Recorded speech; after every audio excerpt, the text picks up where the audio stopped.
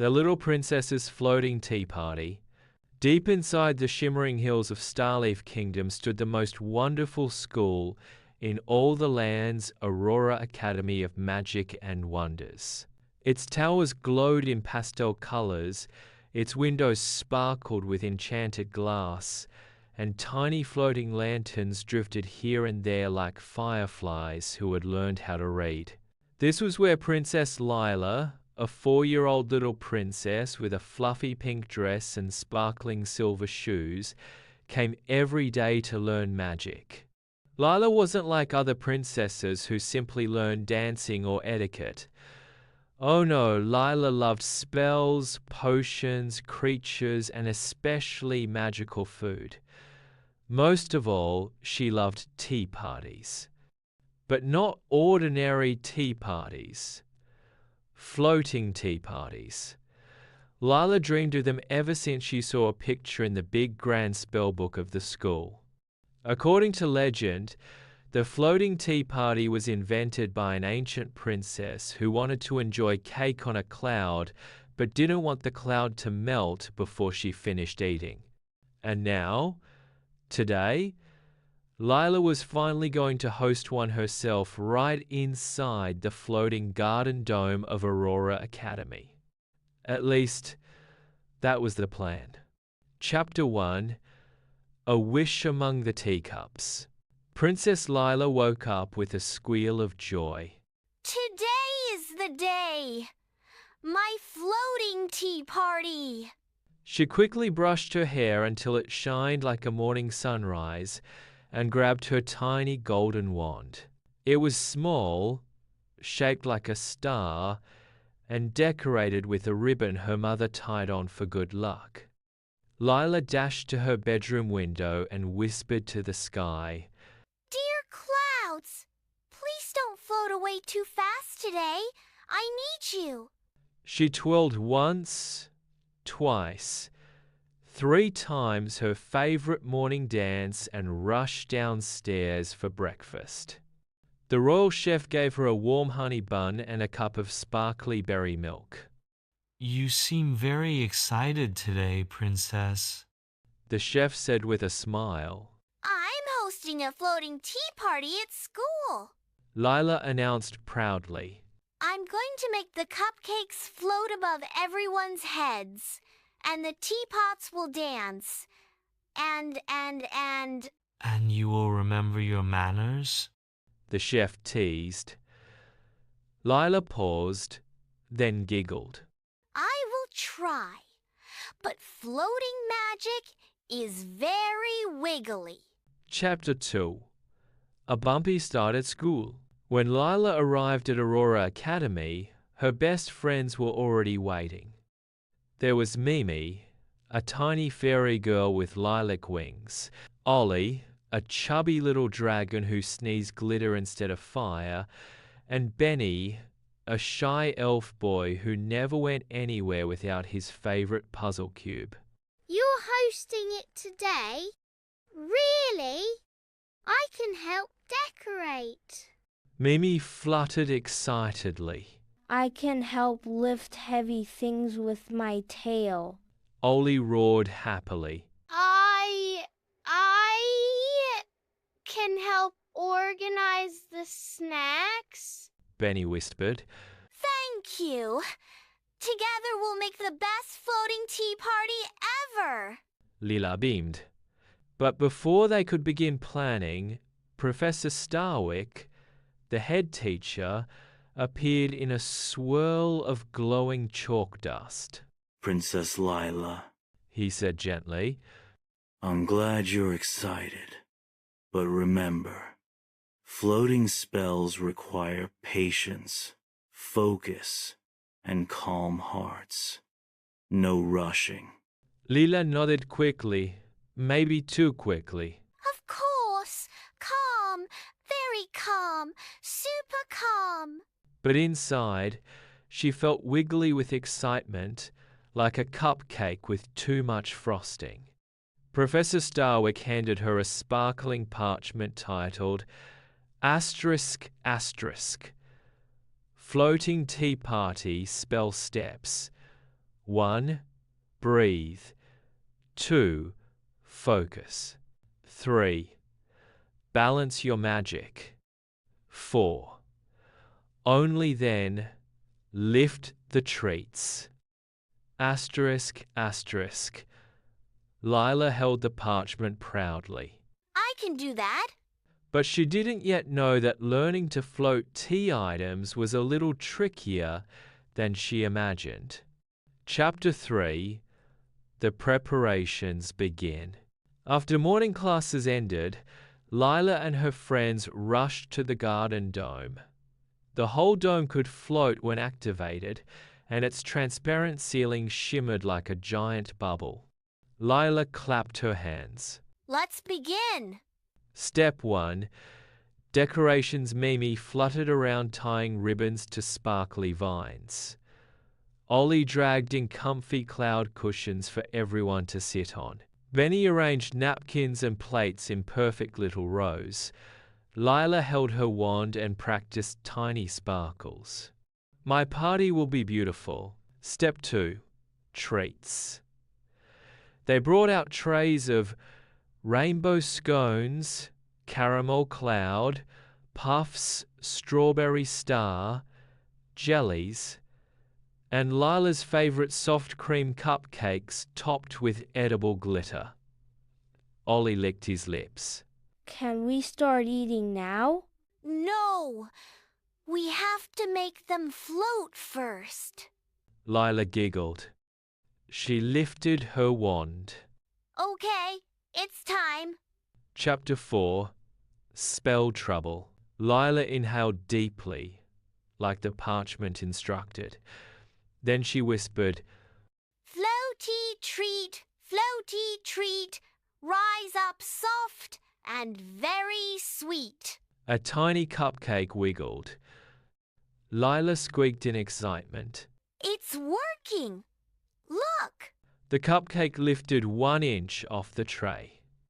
Mimi clapped. You did it. But then the cupcake wobbled, wiggled, shook like it had the hiccups, and suddenly, whoop! The cupcake flew up so fast it hit the ceiling and splattered frosting everywhere. The dome now had a brand new pattern, pink splat art. Ollie burst into laughter. Ha ha! The cupcake exploded. Benny dodged another flying sprinkle. Princess, I think your magic needs to slow down. Lila tried again. Floaty treat, floaty, oh. The entire plate lifted this time and spun like a flying saucer before tipping sideways. Scones bounced off Ollie's head. A jelly stuck to Mimi's wing. A cloud puff landed perfectly on Benny's puzzle cube. Lila's cheeks turned pink. I didn't mean to do that. The parchment glowed faintly. Step 1. Breathe. Lila sighed deeply, just like Professor Starwick taught. But then the alarm bell rang. Uh-oh, that means something big is happening. Benny whispered. And indeed, something big was happening. The garden dome itself started to float upward much higher than it was supposed to. Guys, I think the entire dome is floating. Mimi squeaked, flapping nervously. Chapter 5. The Way Too High Tea Room. The dome rose like a giant bubble, higher and higher until they could see the tops of the towers below. Ollie gasped. I didn't sneeze magic this time, I promise. It wasn't you, it. Might have been my floating spell. Lila said nervously. The dome tilted. Then tilted more. The treats slid across the table. Oh, no, no, no. Benny yelped as a jelly cube zoomed past him. Mimi grabbed Lila's arm. We have to land this thing? Lila swallowed hard. This was her party, her idea, and her responsibility. She stood tall despite her shaking legs. Okay, I'll fix it. She said bravely. Chapter 6. The Calm Inside the Chaos. Lila closed her eyes. She remembered Professor Starwick's words, "Floating magic requires patience, focus, and a calm heart." She placed one hand over her chest and felt her heart beat. Ba-dum, ba-dum, ba-dum. She breathed in, she breathed out. She imagined the dome gently settling on soft clouds. Then she whispered slowly, Floating dome so high above, hear my voice with gentle love. Up no more, come down for tea. Return to where you're meant to be. Her wand glowed softly, much softer than before. The dome stopped shaking. It lowered slowly, smoothly, like a feather drifting down. Everyone watched in awe. Mimi landed on a cushion. Benny hugged his puzzle cube. Ollie sighed with relief. And when the dome touched the school rooftop terrace exactly where it was supposed to be, they all burst into applause. Lila, you did it. Mimi cheered. That was awesome. Ollie roared happily. You stayed calm. That's very hard. Benny said admiringly. Lila smiled proudly. I remembered the steps, especially the breathing. Chapter 7. The Floating Tea Party Success. Now that the dome was safely in place, Lila tried one more time to lift the treats. She breathed, focused, balanced her magic, then whispered, Float. The cupcakes lifted gently just a few inches. The teapot bobbed up and down like a happy duck. The napkins fluttered like tiny butterflies. Everything floated perfectly. Mimi clapped her hands. It's beautiful. Even Professor Starwick appeared outside the dome with a proud smile. Lila giggled. It works! My floating tea party works! They all settled onto cloud cushions as treats drifted gently around them. Ollie caught a cupcake in his mouth.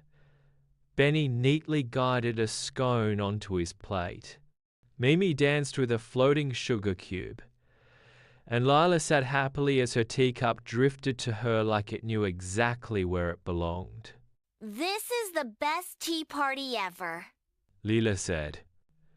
Chapter 8. A Sweet Lesson Learned. As the tea party ended and the sun began to set, painting the sky pink and gold, Professor Starwick approached Lila. You learned an important lesson today, he said warmly. Lila nodded. Magic works best when the heart is calm. And The professor encouraged. And when I follow all the steps, Lila added proudly. He chuckled. and perhaps when cupcakes don't crash into ceilings. Lila laughed, covering her face. I'll practice more. I promise. You already improved today. That is enough. He said. Lila felt warm and glowy, like someone had lit a tiny lantern inside her heart. She looked around at her friends, sticky with frosting, covered in glitter, smiling from ear to ear. Thank you for helping me. A tea party is only fun when everyone enjoys it together. She said. Mimi hugged her. Ours was the most magical tea party ever. Ollie nodded. And the yummiest. Benny carefully saved a star jelly for later. And the most unforgettable. Lila beamed. And as the magic dome gently twinkled above them, she whispered to the sky. Tomorrow, maybe we'll try a floating picnic. Everyone groaned and then burst into giggles.